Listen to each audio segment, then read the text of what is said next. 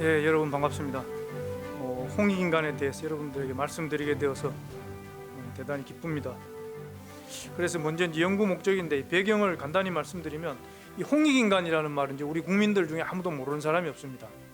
이것은 대한민국 건국의 시작부터 건국 이념으로 이렇게 내세웠고 또 대한민국 교육법이 처음 시작할 때부터 교육의 이념으로 이렇게 홍익인간이 선포가 된 바가 있습니다.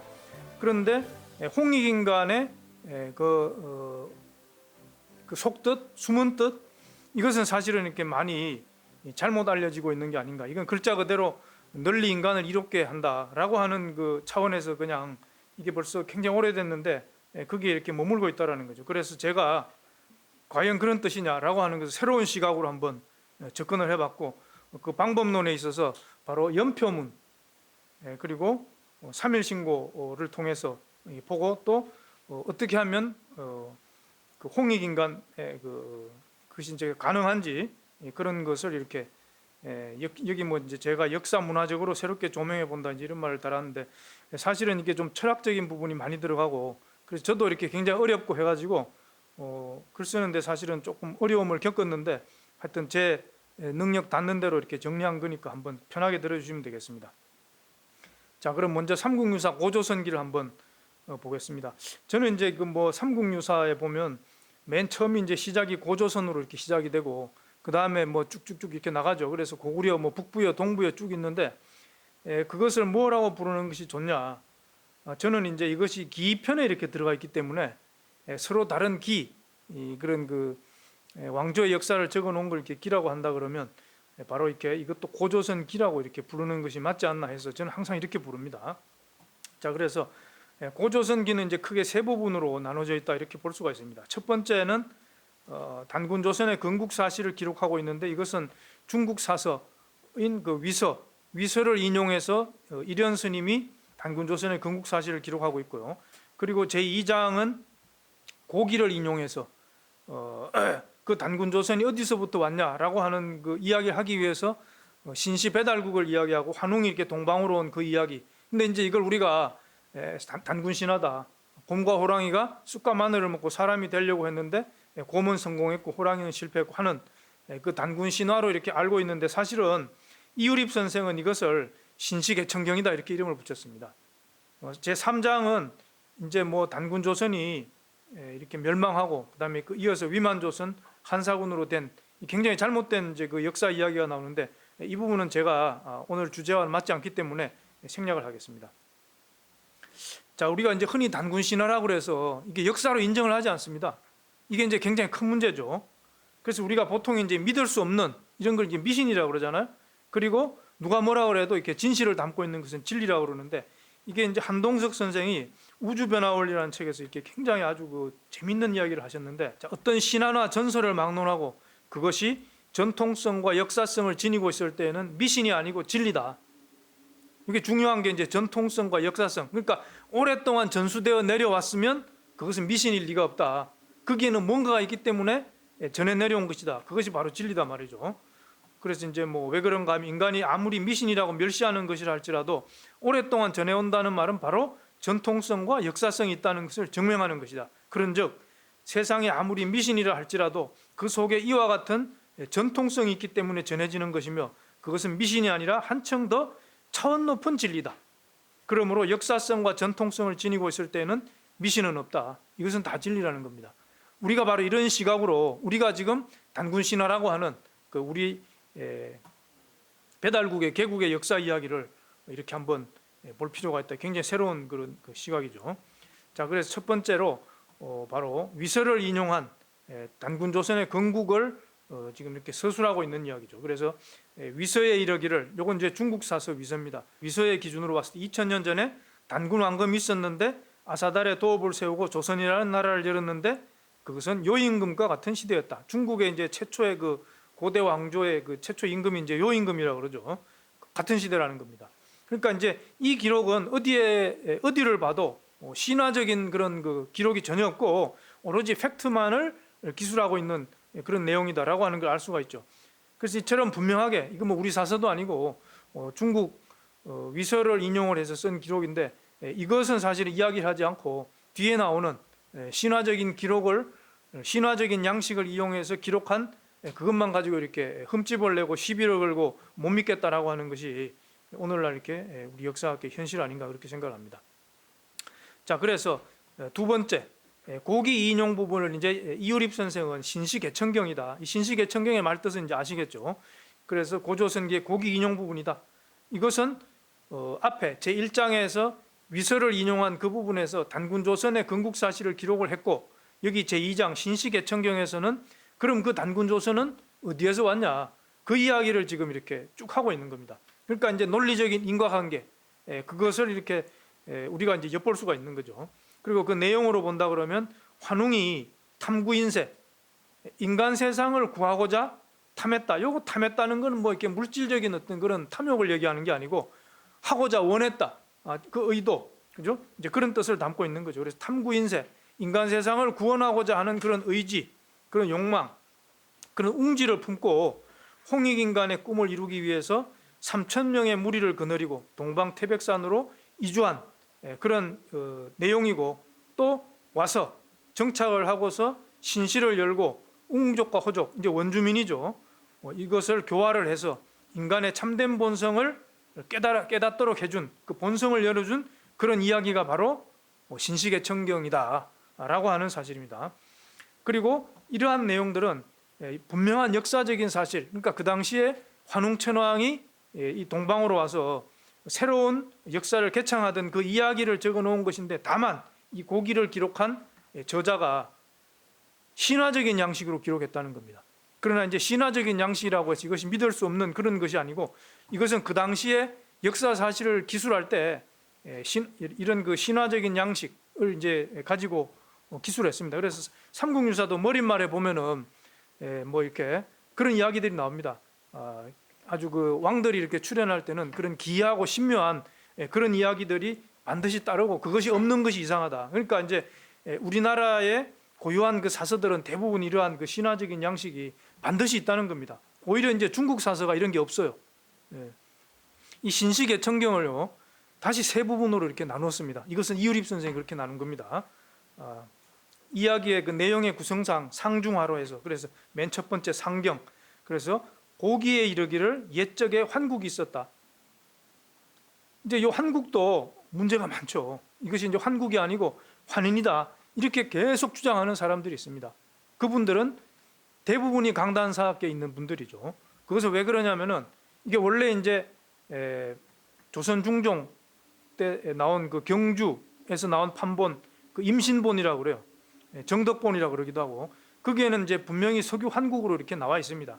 그리고 일본이 이걸 가져가 가지고 동경대학에서 동경대학 그 영인본을 이렇게 만들어서 그걸 냈는데, 거기에도 석유 환국으로 이렇게 나옵니다. 그런데 그 교토대학에 있던 이만이시류가 교토대학 판본으로 낸 데서는 석유 환인으로 이렇게 변조를 했습니다. 그것은 너무나 변조한 기록이 명확하기 때문에 지금 그 변조했다는 사실 자체는 인정하는 것 같더라고요. 자, 그래서 옛적에 환국이 있었는데, 그래서 서자 환웅이, 자, 이 서자도 첩의 자식 서자로 이렇게 이야기하는 사람들이 많은데, 이 당시에 첩의 자식, 이렇게 본처의 자식, 이걸 구분했을 리도 없고, 이거는 제가 볼 때 전적으로 조선시대 육아문화에서 나온 거라고 보거든요. 그래서 이유립 선생은 이것은 그 당시에 왕자들을 그 임금이 되는 제목으로 이렇게 교육시키던 그런 부서가 있는데, 그것이 이제 서자부였다, 이제 그런 말씀을 하죠. 그래서 그것이 아주 그 적절한 해석이라고 이렇게 봅니다. 그래서 서자부의 환웅이, 그러니까 이제 이 환국의 왕자입니다. 환웅은 사기천하, 자주 이렇게 천하의 뜻을 두고 인간 세상을 탐구인세, 인간 세상을 구원하고자 하거늘 부지자의하시고, 아버지께서 아들의 뜻을 아시고, 그럼 이 아버지는 누구냐? 바로 환국의 제7대 마지막 환인천재였던 지위리 환인천재, 그리고 그 아들은 바로 환웅천왕이시죠. 그래서 아들의 그 뜻이라고 하는 것은 바로 탐구인세, 그것이 되는 겁니다. 그래서 하시 삼위태백하니, 그래서 이제 이것도 이제 하시 아래를 내려다보고 삼위산과 태백산을 내려다보고, 이게 마치 이제 하늘에서 이렇게 내려다본 것 같잖아요. 그러나 이제 이거 하시라고 하는 것은 그게 아니고, 지리적으로 환국이 삼위산과 태백산보다 지리적으로 더 위쪽에 이렇게 있었다, 그래서 아래쪽으로 이렇게 내려와서 이걸 쭉 둘러보시고 그렇게 해석을 해야죠. 그래서 가히 홍익인간이다. 이제 홍익인간이 여기 나옵니다.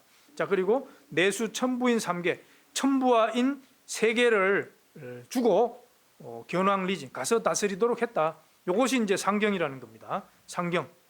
자, 그리고 중경으로 오면은 이제 환웅께서 삼천의 무리를 거느리고 동방 땅으로 이렇게 온 그런 내용입니다. 그래서 환웅이 무리 삼천을 거느리고 태백산 꼭대기 신단수 아래 내려오시니 위지신시요, 이것을 일러서 죄송합니다. 환국 신시라고 하고 신시. 자, 그래서 바로 여기가 이제 배달국인데요. 시위 환웅천왕이 하시다. 이분이 바로 환웅천왕이시다. 그리고 장풍백 우사 운사, 풍백과 우사와 운사를 거느리고 이 주곡 주명 주병 주형 주선학, 이 5 오가라 그러는데요. 주곡과 주명과 주병 주형 주선학을 똑같이 거느리고 범주 인간 364 인간의 360여 가지 모든 일을 이렇게 주관을 하시고 제세이화를 하셨다. 이제 그런 뜻이 이렇게 중경의 내용이 되겠습니다. 자, 중요한 것은 제가 이제 자세하게 말씀드리고 싶은 것은 바로 하경인데요. 시에 이때 유일웅이로가 그대로 이제 해석을 하면 뭐 곰 한 마리와 호랑이 한 마리 이렇게 이제 있었다 이렇게 해석이 되는데, 이것은 이제 잘못된 해석이고 웅족과 호족이 이렇게 있었다. 그래서 동혈이거 같은 굴 속에서 살았다. 옛날에 이제 집이 굴이었죠. 물론 이제 집을 혈이다 굴이라고 하는 이걸로 이렇게 표현을 했을 수도 있습니다. 자, 그리고 상기우 신웅, 이 신웅에게 환웅을 여기서는 이제 신웅이라고 이렇게 표현을 하고 있습니다. 그래서 신웅에게 항상 기도를 했다 이 말입니다. 누가? 일웅이로가 웅족과 호족 그 원주민이죠. 그래서 원화위인 사람이 되기를 원합니다. 근데 여기서 이제 될 화자하고 될 위자 2개가 이렇게 있죠. 그러니까 이제 이것은 정확하게 해석을 하면 사람다운 사람이 되도록 교화해 주시기를 바랍니다. 교화, 가르침을 내려 주십시오. 아니 호랑이하고 곰 이 동물이 사람은 절대 될 수 없는 거 아니겠습니까? 그러니까 이제 웅족과 호족의 원주민이 우리도 제대로 인간다운 인간, 참 사람으로 되도록 이 화자를 교화를 이렇게 해주시기를 바랍니다. 이제 이런 뜻으로 해석을 할 수가 있죠. 시에 그래서 그때 신유영의 일주와 신령한 신이 내려주신 신령한 쑥 한 줌과 마늘 20매, 산 20매 이걸 주시고 말하기를 입에 식지하고 너희 무리들은 그것을 먹고 불견 일광 100일이면 햇빛을 100일 동안 보지 않으면 변덕 인형하리라. 곧 사람의 형체를 얻으리라. 여기서 이제 중요한 게 변덕 인형입니다. 바로. 그러니까 이제 이걸 가지고 사람의 형체를 얻으리라 직역을 하니까 곰이 사람이 되는 게 아니냐. 그런데 이 정도 이렇게 기록을 남길 정도의 사람이라면 이것이 말이 안 된다라는 것은 본인이 제일 잘 알죠. 그러니까 이것은 굉장히 은유적인 표현이고 상징적인 표현입니다. 결론적으로 말씀드리면 참 사람이 되도록 교화시키면서 그 깨달음, 인간의 본성이 뭐다라고 하는 것을 열어준 그런 내용인데, 오히려 그것을 직설적으로 쓴다는 게 훨씬 더 어렵고 말이 안 돼. 왜냐하면은 그렇게 썼다 그러면 아마 이 신시개천경이라고 하는 것은 전해 내려오지 못했을 겁니다. 고기에. 그런데 이런 그 은유와 상징, 신화적인 양식을 통해서 이걸 했기 때문에 역설적으로 지금까지 전해 내려왔다. 그러니까 중요한 것은 이러한 기술 내용에 대한 해석을 우리가 어떻게 하냐. 그것이 이제 중요하다라는 겁니다. 자, 그래서 이것도 제가 다시 한번 말씀드리고요. 그래서 웅호 덕이 식지, 웅족과 호족이 그것을 먹고 기 37일 21일 동안 이렇게 끓였다라고 하는 것은 100일 동안 햇볕을 보지 말고 이렇게 수행을 하라. 이제 그 얘기인데, 여기 이제 37일 이제 21일을 이야기합니다. 그러면 이제 100일 동안 하라고 그랬는데 왜 37일이냐? 이게 이제 100일 중에 쭉 해오다가 마지막 고비 21일을 남겨놓은 시점이 이제 이것만 넘기면 되는데 이게 이제 고비인 거죠. 그래서 마지막에 그거 21일을 이야기한 거고요. 그래서 웅은 덕 여신하고 웅은 여자의 몸을 얻었고 호는 불능기 그걸 끓이지 못해서 참지를 못해서 이 부덕인신, 그러니까 이제 여기서 뭐 곰이 여자의 몸이 되었고 또 이제 사람의 몸을 얻지 못했다. 이건 이제 다 신화적인 기록이니까 그렇게 이해를 하시면 됩니다. 그래서 웅여자, 무여, 위혼, 그렇게 해서 이제 웅녀가 더불어 결혼할 사람이 없었다 이 말이죠. 이게 왜 그러냐? 원주민 웅족 중에도 남성들도 분명히 있었죠. 그런데 이때 웅녀는 100일 동안 이렇게 환웅천왕의 이 교법 또는 행법, 이 가르침을 받고 이 완전한 참사람이 이렇게 된 겁니다. 그러니까 이제 주변에 있는 남성이 눈에 안 찰 수가 있죠. 그래서 이런 기록을 한 겁니다. 그래서 뭐라고 그랬냐? 고로 매어 신단수하에, 신단수 아래에서 주원유잉. 이게 이제 원은 원한다는 거고 주는 이제 여기 빈다 이런 말이에요. 그래서 잉태하기를 이렇게 빌었다. 환웅에게 이렇게 그러니까 이제 이것은 결혼해달라. 저와 결혼해 주십시오. 이제 이런 식으로 이제 우리가 이해를 할 수 있겠죠. 오늘날 문화를 본다 그러면 뭐 그 당시 문화도 아마 비슷했을 겁니다. 그래서 웅이 내 가화의 혼지하야. 이제 이것도 표현이 굉장히 신화적인 겁니다. 임시로 화했다. 그래서 이걸 전통적으로 해석할 때는 환웅은 신이다. 신이기 때문에 임시로 사람으로 이렇게 변해서 혼인을 했다. 근데 실제로 그런 일은 있을 수가 없죠. 그 말이 안 되는 겁니다. 그러니까 이게 전부 신화적인 기록이에요. 그래서 이것은 이제 요 뒤에 보면 한당고기에서는 어떻게 기록하고 있는지를 한번 비교를 해보면서 말씀드리겠습니다. 그래서 잉생자하니라, 아들을 낳았다. 자, 중요한 것은 신시계천경이 이렇게 끝난다는 겁니다. 그런데 요 뒤에 이어지는 부분이 삼국유사 고조성기에 보면 호알단군왕검이라 이렇게 나가죠. 그러니까 전통적으로는 잉생자하니 호알단군왕검이라 이렇게 다 붙여 있습니다. 그런데 이유립 선생은 이걸 끊어 읽어요. 왜냐하면 아들을 낳았는데 그분이 단군왕검이다 이렇게 같이 붙여서 읽어버리면 이것은 초대 환웅천왕인데 초대 환웅천왕하고 초대 단군왕검은 1565년에 갭이 있단 말이에요. 그죠? 그게 안 맞다라는 거죠. 그렇기 때문에 여기서 이렇게 끊고 호알단군왕검이라고 하는 것은 이것은 고기에서 인용한 부분이 아니다. 신시계천경은 여기서 끝이다. 이렇게 말씀을 하고 계신데 굉장히 중요한 부분이다. 굉장히 엄청나게 이것을 우리가 바르게 이해하는 데 있어서 키포인트가 되는 그런 지적이다라고 이렇게 생각을 합니다. 자, 태백일사 신시봉기에 보면은 이 구절이 이렇게 나옵니다. 자, 시의 이룽이로가 똑같죠. 동린 이거 여기에서는 이웃닌자로 나옵니다. 이웃닌자 같은 이웃에 살았다 이 말이죠. 그리고 상기후 신단수하고 신단수에 와서 항상 빌었다. 앞에서는 신웅에게 빌었다 그렇게 나오죠. 자, 약간 그런 차이가 있고요. 그래서 그리고 우, 청어, 환웅에게 또 청했다. 그러니까 이제 이걸 하나로 딱 줄이면 앞에 상기우, 신웅 이제 이렇게 되는 거죠. 자, 여기서는 이렇게 좀 더 자세하게 나와 있다는 겁니다. 그러니까 신웅이라고 하는 것은 신단수의 신자와 환웅의 웅자를 이렇게 삼국유사에서 그렇게 써놨다. 이렇게 해석할 수가 있겠죠. 이걸 참고해서 본다 그러면. 자, 그런데 여기 보면은 그 다음에 이제 달라요. 원화위인이라고 그랬는데 여기서는 원화위 천계지명이다. 하늘의 계율을 따르는 백성이다. 이 천이라고 하는 것은요, 천신의 줄임말입니다. 사실 여기서는. 그러니까 하느님의 계율, 하느님의 그 계율을 따르는 백성이 되기를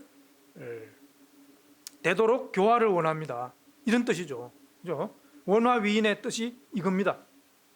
그래서 환웅이 내의 신주로 신령한 주문을 이렇게 내려준 겁니다. 신령한 주문. 이 신령한 주문이 뭘까? 제가 생각을 해봤는데 이 천부경 같아요. 천부경은 환국시대 때부터 이렇게 쭉 내려왔던 거거든요. 그리고 옛날에 실제로 수행을 할 때 천부경을 가지고 이렇게 많이 했습니다. 그래서 이 천부경을 가지고 이렇게 주면서 이걸 외워라 했겠죠. 그리고 환골이신하고, 자, 여기서 이제 이게 굉장히 어려운 말입니다. 환골이신. 그래서 이제 수행을 해서 결국은 이제 변덕인영하리라. 그죠?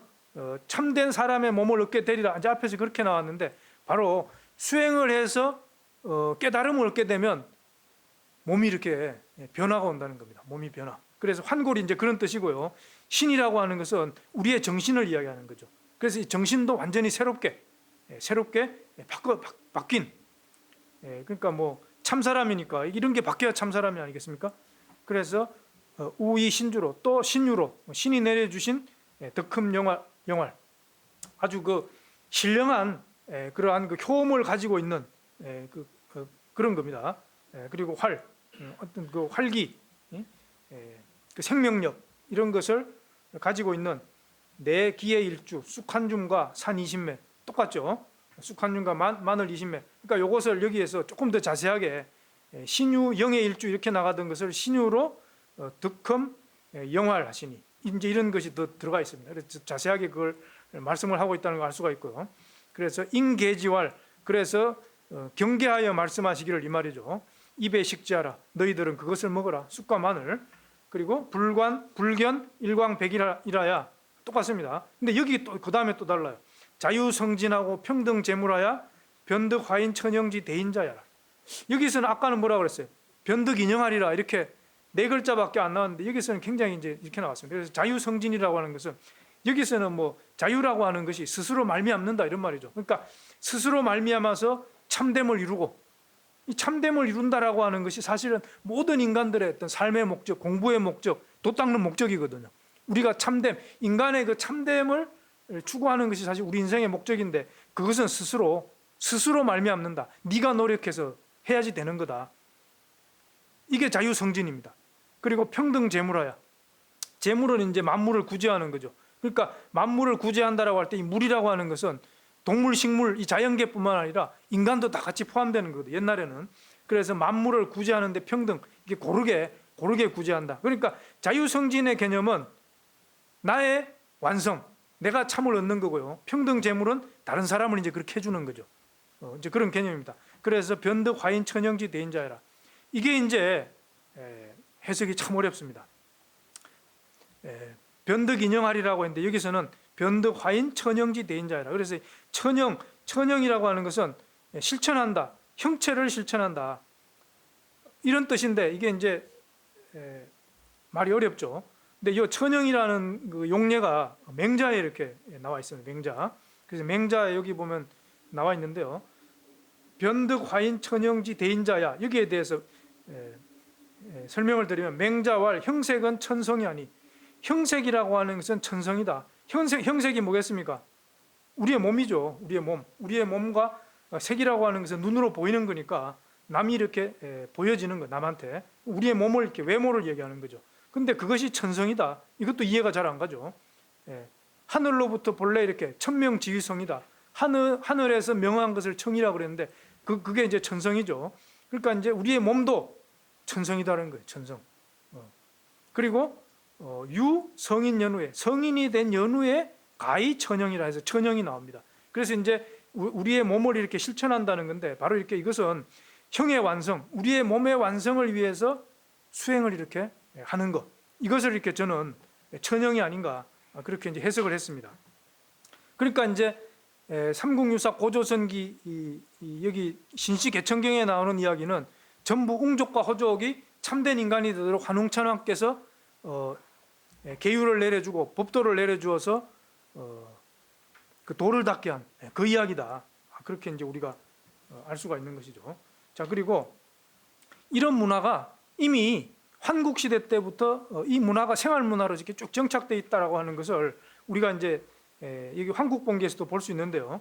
조대기라고 하는 책에 나와 있다라는 거죠. 옛적에 환국이 있었는데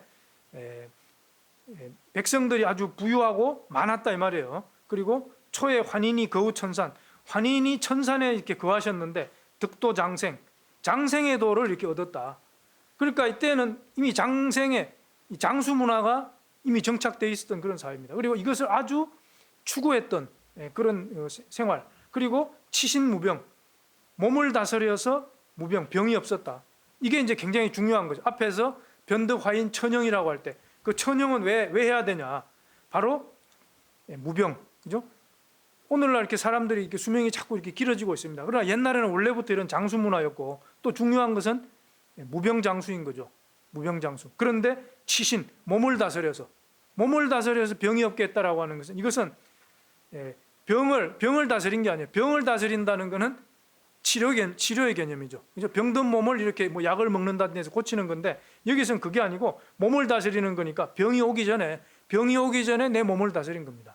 이것은 환웅천왕이 웅족과 허족에게 이렇게 가르침을 열어주었던 바로 그 수행의 과정, 그런 것이 이제 늘상 이런 생활 문화 속에 있었다. 그래서 대천흥화하사, 하늘을 대행해서 흥화, 그 교화를 이렇게 크게 일으키고 사인무병, 사람들을 이렇게 쓰는 데 있어서 병장기, 무기 또는 군대 이런 게 없었다. 그러니까 굉장히 평화로운 그런 시대였다. 그러니까 모든 인간이 자유성진 평등 재물이라고 하는 그런 것을 이렇게 추구하면서 살았다라고 하는 것을 이제 우리가 알 수가 있는 겁니다. 이제 이런 배경을 가지고 이것을 이렇게 봐야 되는 거죠. 그리고 삼성기에 또 이런 구절도 있습니다. 택 37일 하야, 37일을 정해서 21일이죠. 제천신, 천신, 하느님께 제를 올리고 제사를 지내고 귀신 외물을 삼가하고 끓였다. 그러니까 뭐 바깥에 나가가지고 안 좋은 거 보고 듣고 말하고 이런 것을 안 했다는 겁니다. 폐문자수, 집안의 문을 걸어 잠그고 스스로 이렇게 닦았다. 그래서 주원유공, 그 주문을 읽어서 그 공덕을 이루었다 이런 말이에요. 그리고 복약성선, 약을 먹고 선을 이루었다. 이 선이 바로 뭡니까? 치신무병이죠. 치신무병, 그죠? 우리가 이제 신선이라고 그러잖아요. 신선.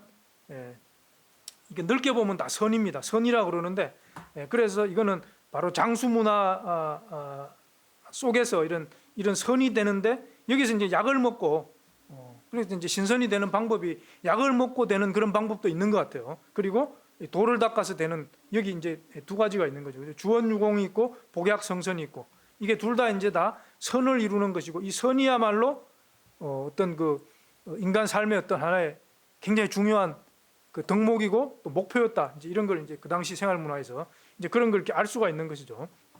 자, 그런 차원에서 이제 이해를 하시면 되고요. 그래서 홍산 문화의 그 유물이 아까 이제 앞에서 정 교수님께서도 이걸 보여주셨는데, 이 왼쪽에 있는 수행하는 분은 분명히 여자죠. 그래서 여신상, 수행하는 여신상이고, 오른쪽에 있는 이건 이제 도소남신상이라고 그래요. 도소남신상. 여기 보면 금이 이렇게 쭉 가 있지 않습니까? 이게 원래 이게 발굴될 때는 조각조각 다 깨져 있었는데 이걸 깨어 맞췄더니 이런 모습이다. 그래서 도소남신상이라고 그러는데요. 이 남신이고 여신입니다. 그죠? 이 수행하는 이런 그 생활 문화를 이 홍산 문화 속의 사람들이 누구나 이렇게 했다라고 하는 것을 이렇게 보여주고 있는 것이죠. 이것은 뭐냐? 바로 광명을 이렇게 얻기 위해서. 인간의 본성이 광명이다. 신의 본성이 광명이고, 이제 뒤에 말씀드립니다. 이제 그런 것을 이렇게 회복하기 위해서 이렇게 수행을 했다. 여기 보면 이분이 이렇게 입을 벌리고 뭘 읽고 있습니다. 천부경을 읽고 있는 거예요. 천부경. 그리고 이 여신상은 누구냐? 바로 환웅천왕에게 이 도법을 받아서 완전한 인간이 된 그 웅녀, 환웅과 이렇게 결혼을 하지 않습니까? 웅녀일 것이다. 이렇게 추정하는 사람도 많습니다. 그 당시 이런 생활 문화를 우리가 이제 알 수가 있고요. 자, 그래서 이제 홍익인간은 어디서 왔냐? 이제 앞에서 삼국유사를 제가 이렇게 말씀드렸지만 이것의 본질적인 유래는 사실 따로 있습니다. 그 말씀을 드리는데, 이제 연표문을 이제 우리가 봐야지, 연표문을 제대로 이해를 해야지 홍익인간의 참뜻을 이렇게 알 수가 있다. 그래서 연표문을 소개하는데, 이 연표문의 구조가 이 16자 심전의 구조와 비슷하기 때문에 제가 이제 그걸 소개시켜 드리는 겁니다. 자, 연표문은 이제 원래 이름은 포념지표라고 이렇게 되어 있습니다. 포념지표. 삼신의 도로서 가르침을 세우고 포념지표를 지으시니 이 주인공은 바로 환웅천왕입니다. 자, 포념지표. 그 글은 이러하다. 일신강충하사. 삼신께서 참마음을 내려주셔서 성통광명, 사람의 본성은 본래 신의 광명에 통해 있다. 그래서 제세이와 여기 이라는 게 이제 다스릴 리자죠. 그리고 진리라고 하는 리자입니다. 그래서 삼신의 가르침으로 세상을 다스려서 깨우쳐서 홍익인간, 홍익인간의 이제 이게 뜻을 이렇게 풀어놨습니다. 천지의 뜻과 하나 되는 홍익인간의 길을 갈지어다. 이것이 이제 포념지표, 사망광경본기 40세가 이렇게 나와 있습니다. 그래서 여기 일신강충, 성통광명, 제세이와 홍익인간, 요 16글자의 이 구조 속에서 요 16글자를 제대로 이해할 때 우리가 홍익인간의 뜻이, 진정한 뜻이 뭐냐라고 하는 것을 이렇게 알 수가 있다는 겁니다. 자, 그런데 제가 이제 16자 심전을 말씀드리는 것은 이제 이 연표문이 얼마나 위대한 거냐라고 하는 걸 사실 말씀드리려고 그러는 거예요. 왜냐하면은 여기 나오는, 그죠? 주의가 쓴 중용장구서에 이렇게 나오죠. 기현어 경즉, 그 경전에 나오는 바 윤집걸중이라고 하는 것은 요지소의 수순야요. 요가 요임금이 순임금에게 준 것이요. 인심유의 도심유미 유정유일 윤집걸중 16글자죠. 이 16글 이걸 이제 16자 심전이라고 그러는데 이것은 순지소이수야라. 그러니까 이제 묘순우로 이렇게 임금의 그 대가 이렇게 내려가는데 바로 연임금이 순임금에게 윤직걸중을 전해 주었고 순임금이 윤직걸중을 받아서 앞에 12글자 인심유의, 도심유미, 유정유의를 덧붙여서 윤직걸중에 합쳐서 16글자를 우에게 이렇게 전해 줬다. 이제 이런 이야기가 주위의 중용 장구서에 나옵니다. 이게 이제 뭐 유학을 깊이 공부하신 분들한테는 이게 어마어마하게 중요한 그러한 구절인데요. 이것이 이제 굉장히 이렇게 재미있는 구조라는 겁니다. 왜냐하면은 자 이게 이제 삼신오제 본기죠. 태백일사 이렇게 나옵니다. 부 홍익인간자는 무릇 홍익인간이라고 하는 것은 천재지 소위 수환웅야요. 천재께서 환웅에게 준 것이요. 요 천재는 환인천재죠. 지위리 환인천재가 그죠? 환웅에게 동방으로 이렇게 갈 때 천부와인 세 개를 주고 견왕리지하라 가서 다스리라. 그런 게 이제 삼국유사에 나오지 않습니까? 바로 지위리 환인천재가 환웅에게 이렇게 준 것이 뭐냐? 홍익인간이라는 겁니다. 그죠? 거기서 분명히 나왔죠. 가히 홍익인간이라. 자, 그 이야기가 여기 나오고요. 그래서 일신강충 성통광명 제세이와 홍익인간이라고 하는 것은 신시지 소위 전 단군조선야라. 신시는 바로 이제 신시배달이죠. 신시배달이 단군조선에게 전한 것이다. 그러니까 마지막 환웅천왕이 초대 단군왕금에게 이렇게 전해준 것이다. 그래서 이제 중용 장구서는 이제 제가 이걸 말씀드렸는데 여기 1이라고 되어 있는 이게 이제 앞에 나와 있는 것이죠. 그래서 중용은 어떻게 짓게 되었는가?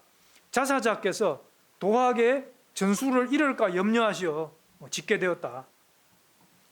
자, 그런데 상고성신이 개천입극을 함으로부터 도통의 전수가 비롯되게 되었다. 이렇게 나옵니다. 그러니까 이제 도학의 전수의 그 뿌리는 이제 상고성신이다. 이제 그런 뜻이죠. 그리고 하늘을 이어서 인륜의 표대를 세웠다. 이게 이제 개천입극이라는 뜻인데 이 상고성신 개천입극이 바로 유학의 도통전수 계보다. 그렇게 이제 이야기를 하고 있습니다. 자, 그래서 유학의 도통계보를 이제 이렇게 이야기를 하고 있습니다. 요순우탕, 문왕, 무왕 이렇게 내려오고 이건 이제 왕들의 계보죠. 그리고 이제 학자의 계보가 있는데 고유, 고요, 이윤, 부열해서 이렇게 쭉 맹자까지 내려오는 것이 이제 이게 육아에서 보통 이야기하는 유학의 도통계보입니다. 자, 그런데 이분들이 이제 앞에 문장대로라면 상고성신이 이분들이어야 된다라는 거죠. 이분들이 상고성신이어야 되는데 그리고 이분들이 개천입극을 해야 되는 겁니다. 자, 삼성기 상에 보면은 자, 신인왕금이 상고성신이고 개천입극의 주인공이다라고 하는 아주 직접적인 그런 구절이 이렇게 나옵니다. 그래서 신인왕금이 불암산의 박달나무가 우거진 터에 내려오시니 지극히 신성한 덕과 지신지덕, 그죠? 그리고 겸성지인, 그 인자함을 겸비한 그런 성스러움이다. 성인의 덕이란 말이죠. 이게 바로 뭐예요? 바로 성신 아닙니까? 성신, 그죠? 그리고 내능, 능이 승조, 윗대 전대 임금님의 그 조칙을 이어받았다 이 말이에요. 승조는. 그래서 개천이 건극, 하늘을 이어서 인간 삶의 표대를 세웠다. 그러니까 이게 개천이라고 하는 것은 이 왕위의 어떤 그런 그 정당성, 이것이 하늘로부터 왔다라는 뜻이거든요. 그러니까 이것은 바로 뭐냐? 천자사상을 이야기하는 겁니다. 천자사상. 그럼 그 천자사상의 뿌리는 바로 이렇게 황국부터 내려오는 것이거든요. 그래서 안팎연이라는 것은 곧 하늘을 이어서 아버지의 도를 확립한다는 뜻의 이름이다. 개천 입부지명. 여기 개천이 나오지 않습니까? 하늘의 뜻을 이어서 아버지의 도를 세웠다. 이게 이제 굉장히 중요하고 그래서 아버지라고 하는 말이 안팎연에서 왔다. 우리가 이제 이런 것도 생각을 해볼 수가 있는 거죠. 그러니까 이제 이 개천 입극의 원뿌리는 바로 이렇게 환인천재다. 안팎연, 이 초대 환인천재까지 이렇게 거슬러 올라왔는데 이렇게 추론을 할 수가 있습니다. 그러니까 이제 이 개천이라고 하는 말이 천자사상을 전제로 할 때 이렇게 성립이 되는 말이다. 그런 말씀을 드리고요. 자, 그래서 요순 선양서를 한번 간단히 말씀드려 보면은 이제 뭐 중용 30장에 조술 요순하시고 헌장 문무하시는 이게 이제 바로 요순우탕 문무주공의 계보를 공자가 이렇게 이런 말을 통해서 그죠? 그러니까 이제 그 문명의 뿌리를 요순으로 이렇게 하시고 그걸 실제로 문명을 발달시킨 분들은 문왕과 무왕이다. 그런 뜻입니다. 그래서 이제 그 상서, 논어, 이런데도 이제 요순 선양서를 이제 논어는 뭐 공자님의 말씀이니까 당연한 거고 이렇게 이제 상서는 이제 앞에서 말씀드렸던 16자 심전이 이렇게 나와 있습니다. 이런 문헌들이 요순 선양서를 이렇게 이야기하고 있고 또 맹자, 사만천 이런 사람들이 이제 이런 기록을 가지고 또 그런 이야기를 막 했습니다. 그 책에 본인들의 책에서. 그러나 이제 순자의 정론이라든지 한비자 이런 데서는 그런 그 자체가 믿을 수가 없고 그런 이야기 자체가 없다. 이거 완전히 부정하는 그런 이야기들이 있습니다. 그리고 태백일사에 보면은 아주 놀라운 이야기가 있죠. 천황께서 우순에게 명하여, 여기 순임금입니다. 여기 천황은 단군왕금이죠. 영토를 나누어 다스리게 하시고, 요 영토는 연임금의 영토를 이야기하는 겁니다. 그래서 군사를 보내서 주둔시켰다. 어디에? 연임금의 나라에. 그래서 우순과 함께 당뇨를 정벌할 것을 언약하시니 요 임금이 힘에 굴복하고, 그러니까 단군왕금하고 순하고 이렇게 한편이 되어가지고 힘으로 당뇨를 정벌할 것을 이렇게 하니까 요 임금이 이렇게 굴복을 해서 순에게 의탁하여 목숨을 보존하고자 나라를 넘겨주었다. 이게 아니죠, 그죠? 그러니까 이제 이게 요순 선양이 아닌 겁니다. 원래는 뭐예요? 이 연임금에게 단주라고 하는 그 계명, 신하가 계명하다 라고 하는 아들이 분명히 있었는데 불초하다, 나를 닮지 않았다 해가지고 사위인 순에게 이렇게 두 딸을 보내서 왕위를 넘겨주는데 실제로는 단군세기 환단고기의 기록에 의하면은 그것이 아니고 힘에 굴복을 해서 나라를 이렇게 빼앗긴 거죠. 그 왜 그러냐면은 요 임금이 임금으로 이렇게 올라갈 때부터 자기 형인 이렇게 지라고 하는 그 형을 이렇게 이복형입니다. 죽이고서 이렇게 왕이 된 거거든. 그리고 천하를 무력으로 이렇게 많은 사람들을 상하게 했다는 그런 이제 이야기가 있습니다. 그래서 단군왕금의 어떤 통치 철학과 이렇게 맞지 않는 거죠. 그 연임금의 통치가. 그렇게 해서 이제 순과 한편이 되어 가지고 해서 이렇게 된 겁니다. 그러니까 이제 요순선양하고는 거리가 굉장히 멀다는 걸 알 수가 있고요. 자, 그래서 자, 신교의 인간론으로 본 환웅천왕의 교법. 그래서 이제 환웅천왕이 웅족과 호족에게 시킨 것은 행법입니다. 우선 수행을 시킨 거죠. 그것이 왜 그렇게 되는지 어떻게 이유는 전혀 설명을 안 하고, 왜? 기록이 없으니까 모르는 거죠. 그런데 환웅천왕이 보세요. 우리 환국은 환웅천왕이 개천을 함으로부터, 나라를 세움으로부터 주제천신, 하느님께 제사를 주관하셨고 천신께, 그리고 조술신고, 삼일신고를 이렇게 썼단 말이에요. 그리고 회척산하, 산하를 이렇게 넓히고 교화인민, 백성들을 교화시켰다. 환웅천왕이 백성들을 교화시킨 것이 굉장히 중요한, 그러니까 하늘에 제사 지내고, 그죠? 삼일신고를 지어서 이걸 가지고 백성들을 교화를 시켰다는 겁니다. 자, 그리고 조자개천, 나라를 그렇게 건국함으로부터 시작부터 생민시와 백성들을 교화를 베풀었다 이 말이에요.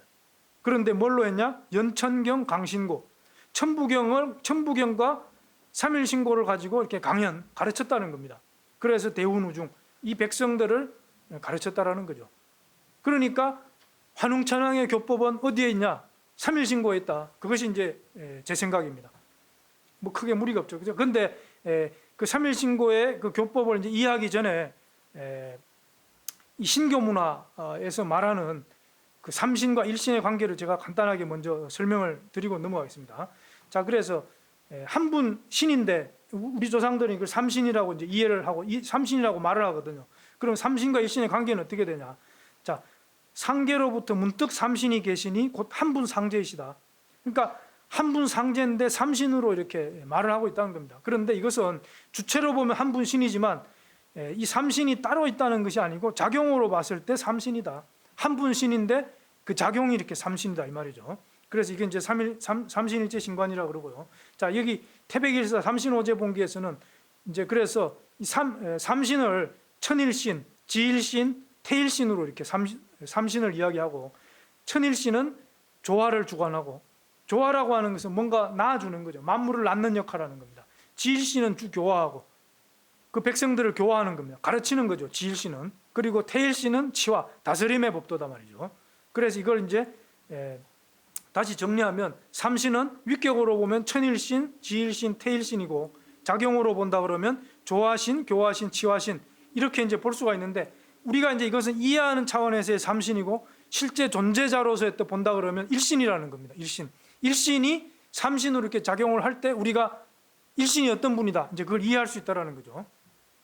자, 그리고 사마천의 사기 봉선서에도 보면은 이런 그 삼신에 대해서 이렇게 나옵니다. 근데 여기 보면은 신삼일이라고 이렇게 나오죠. 우리처럼 삼신이다 딱 부러지게 나오는 게 아니고 다 뭐야, 천일, 지일, 태일이 있으니까 일이 들어간 세 분의 신이다. 이렇게, 이게 뭐냐면은 삼신을 잘 모르고 있다는 거예요.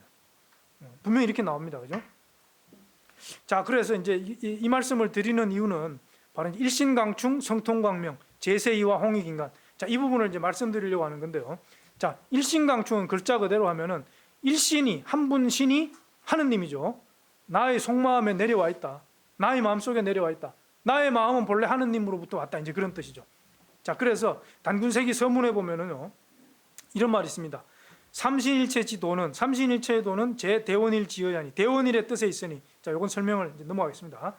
조화지신은 강위하성하고, 그래서 삼신이 뭐야? 조화신, 교화신, 치화신이 있는데, 그 조화신은 강위하성, 나한테 내려와서 성이 되었다.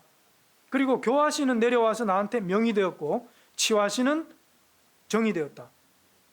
그래서 일신강충이라고 할 때, 일신은 삼신이니까 이 삼신이 우리 몸속에 내려왔다, 마음속에 내려왔다. 그것을 성명정이라고 한다라고 하는 것을 이제 여기서 이야기를 하고 있습니다. 그래서 수평적으로 존재하는 조교치 삼신이, 이 수평적이라는 것은 아래위가 없다는 겁니다. 그런데 인간의 몸속에서 내려올 때는 성은 이렇게 머리에 내려오고, 그리고 명이라고 하는 것은 우리의 가슴, 심장이 있는 이 부분에 이렇게 내려오고, 정이라고 하는 것은 우리 아랫배, 여기 이렇게 내려와 가지고 수직적으로 이렇게 존재를 하고 있다는 겁니다. 그래서 이 성명정을 삼진이라고 이렇게 하죠. 세 가지의 참된 것이다. 그러니까 이것은 하느님으로부터 받은 거니까 참된 것일 수밖에 없죠. 인간이 가지고 있는 뭐라고 이름을 붙이지 못하니까 그냥 삼진이라고 붙인 겁니다. 삼진. 그러니까 인간이 본래부터 이러한 삼진을 가지고 있기 때문에 삼진으로 다시 이렇게 이걸 회복을 하면 우리는 뭐야, 하느님과 같은 존재가 될 수 있다. 이론적으로는 그렇게 되는 거죠. 그래서 그것을 성통광명이라고 하는 겁니다. 자, 그래서 탐구인세는 위지개인이다. 이게 이제 태백일사에 나오는 말인데요. 인간의 본래 성을 10개짜니까 여는 것이다. 그래서 개인, 그 본성을 열기 때문에 능히 순환인사다. 세상일이 잘 순환되며 이것이 바로 시, 혼지구연이다. 혼지구연이라고 하는 것은 우리의 영혼을 함께 펼쳐나간다. 뭐와? 이것은요, 형이 이렇게 생략된 겁니다. 구연형혼이라고 그래. 형과 혼을 함께 펼친다. 이걸 여기서는 혼지구연이다. 자, 사람과 만물이 똑같이 삼진을 받았는데 오직 유중, 여기 유중은 일반 사람을 얘기하는 겁니다. 미지, 이 땅에 발 딛고 살면서 미혹에 빠져서, 이런 말이죠. 산망이 착근하고 산망이 뿌리를 내렸다. 그래서 진망이 대하여 삼진과 산망이 서로 대해서 서로 이렇게 서로 상호작용을 해서 작삼도, 삼도가 생겨나게 됐다. 그런 뜻입니다. 그래서 왈 성명정이니, 이 성명정은 삼진이죠. 그래서 사람은 성명정을 온전하게 받고 물은 편지다. 여기 물은 이제 뭐 동물과 식물, 이 만물이겠죠. 근데 재밌는 것은 이걸 가만히 보면은 사람은 성명정을 온전하게 받았는데 만물도 좀 편중되긴 했지만 삼진이 있다는 거예요. 이게 이제 굉장히 중요한 겁니다. 그러니까 식물과 막 대화를 하고 동물과 대화하고 그런 사람이 있거든요. 그러니까 우리도 돌을 닦아서 막 굉장히 높은 경지 올라가면 그게 가능하다는 겁니다. 왜? 삼진이 있으니까. 자, 진성은 선무악이다. 참된 성이라고 하는 것은 선하기만 할 뿐 악이 없다는 겁니다. 자, 그래서 상철이 통하고, 상등철인이죠. 통하고, 진명은 참된 목숨은 청무탁, 맑기만 할 뿐 탁함이 없다. 참된 목숨이라고 하는 것은. 그러니까 우리가 전부 뭐예요? 우리의 마음은 악을 버리고 선으로 가야 되고, 우리의 목숨이라고 하는 것은 탁한 걸 버리고 맑음으로 가야 되고, 자, 그리고 중철이 지하고, 진정은 참된 정기라고 하는 것은 후무박, 후하기만 할 뿐 악함이 없다. 그래서 하철이 보한다. 반진하에 다시 참으로 돌아가면 바로 일신이 된다. 이게 놀라운 이야기죠. 삼일신고 인물장이라고 하는 게. 그래서 이것이 바로 인간의 어떤 본성을 완전히 되찾는 참된 인간으로 가는 그런 가르침을 여기에서 다 이야기를 해주고 있습니다. 그래서 삼망은 바로 심기신입니다. 마음과 기와 자, 이게 삼망입니다. 그런데 마음은 의성, 앞에서 삼진의 그 성에 이렇게 의존해 있다. 그래서 유선악, 아까 성은 이렇게 선무악인데 여기서는 선악이 있다는 겁니다. 선하기만 하고 악함이 없었는데 이게 마음으로 오면은 선악이 있고, 그래서 선복악화, 선하면 복을 불러오고 악하면 화를 불러오고 이 말이죠. 기는 의명이다. 그래서 이 기라고 하는 것이, 심기신의 기라고 하는 것이 삼진의 명에 이렇게 의존해 있는데 이것은 청탁이 있다는 겁니다. 아까는 이제 명은 청만 있다고 그랬죠. 자, 그래서 청하면 맑으면 오래 살고 탁하면 빨리 죽는다. 몸, 신은 의정이나 정에 이렇게 의존해 있는데 유후박, 여기 이제 후박이 있습니다. 그래서 후기박천, 후하면 귀하고 천하면 박하면 천하다. 우리 사람 인상을 보면은 아주 귀한 사람이 있고 그렇지 않은 사람이 있잖아요. 이게 바로 이렇게 정에 있다는 겁니다. 정에, 몸이 그런 뜻이고요. 그래서 감식촉, 이게 이제 삼도입니다. 그래서 진망이 대하야 작삼도다. 그죠? 삼진과 삼망이 서로 작용을 해서 감식촉이라고 하는 삼도를 이렇게 다시 만들어낸다. 그런데 이 감식촉은 다시 18가지의 경계가 있는데, 감에는 희구애노탐념이요. 이건 사람의 그 감정이죠. 희구애노탐념이라고 하는 거. 그리고 식, 숨심이라고 하는 것은 불란한열 진습이요. 이건 향기라는 거고, 란이라고 하는 것은 아주 더러운 냄새입니다. 이건 찬 거고, 이건 뜨거운 거고, 이건 건조하고 마른 젖은 거고 이런 거죠. 그리고 촉이라고 하는 우리 몸에 살 닿는 거죠.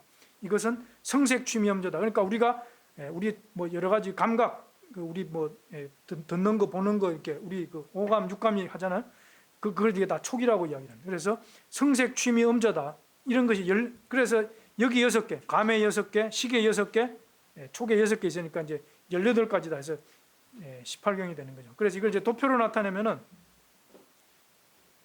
자, 조화신, 삼신, 조화신, 교화신, 치화신에서 삼진, 성명정을 받았고, 이 성명정은 성은 이렇게 아까 다 말씀드렸죠. 그리고 우리가 이제 미지, 땅에 발 딛고 살면서 우리가 이제 환경이라는 게 있잖아요.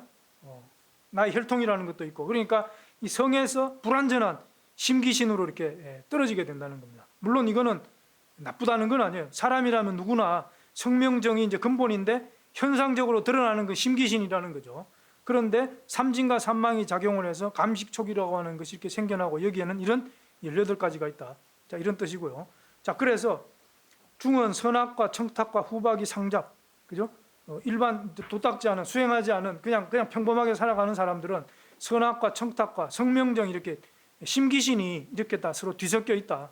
그래서 종경도 임주나 그 마음대로 해서 그냥 거기에 이렇게 그대로 끄달려서 이렇게 따라가서 타 생장 소병물, 태어나고 자라고 늙어서 병들어 죽는, 여기에 이렇게 빠져가지고 그런 고통 속에서 빠져서 이렇게 살아가는 것이 인생인데, 철은 깨달은 자는 지감하며 조식하며 금촉하여, 지감, 그 감식촉의 감을 멈추고, 식, 숨쉬는 것을 조절하고, 촉, 살닿는 것을 금하고, 그래서 이 지감, 조식, 금촉을 바로 이렇게 수행의 3대 요체라고 그럽니다.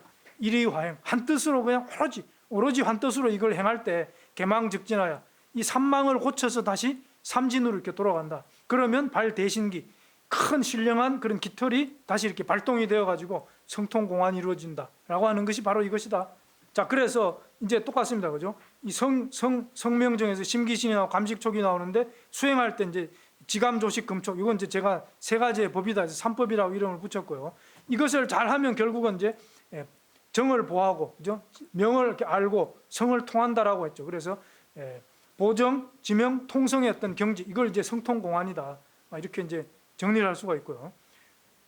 자, 그랬을 때 우리가 이제 지감, 조식, 금촉의 이런 과정을 거쳐서 이것이 꼭 이 순서대로 되는 거냐, 이거는 좀 더 연구를 해봐야겠습니다. 그런데 거기 이제 써 있는 순서도 그렇고, 묵념청심, 조식, 보정이라고 하는 그런 그 제5세 태의 환웅의 그 수도법이 있는데, 그걸 보더라도 지감, 조식, 금촉의 순서가 아니겠나, 저는 이렇게 그렇게 생각을 했습니다. 그렇게 했을 때 이런 3법의 수행을 거쳐서 보정, 정기가 이렇게 축장이 되고, 이제 이것이 뭐 빛을 채우는 거죠.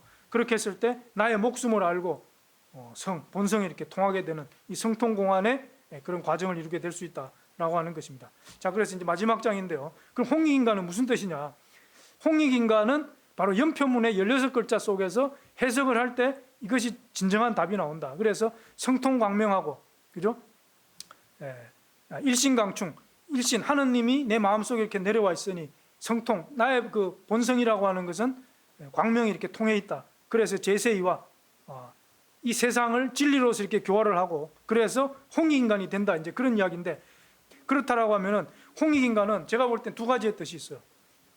일신강충과 성통광명을 해서 완전히 본성을 회복한 사람도 홍익인간이고, 제세이화를 해서 남들도 그렇게 홍익인간이 되게 해주어서 그 홍익인간으로 넘쳐나는 그러한 세상, 그것도 홍익인간이다. 그렇게 이제 해석을 하고 있습니다. 그랬을 때 우리가 이제 모든 종교 세계에서 추구하는 궁극의 이상 세계가 다 있습니다. 그죠? 불교의 서방 정토, 미륵불의 용화나건의 세계, 유교의 대동 세계, 그리고 기독교의 천국이 있고요. 그리고 강정산의 후천 성경이 있습니다. 이런 것들이 전부 뭐냐? 홍익인간을 이야기하는 것이고, 이 홍익인간이야말로 우리 창세 역사로부터 우리 이 역사가 이렇게 이상적으로 추구해온 어떤 역사의 목적지, 종착지로서 추구해온 그러한 그 깊은 뜻을 담고 있는 것이다. 그런 차원에서 건국 이념에 홍익인간이 들어가 있고 교육 이념에 홍익인간이 들어가 있는 것은 굉장히 타당한 면이 있다. 그렇게 봅니다. 자, 이것으로 제 말씀 마치겠습니다. 감사합니다.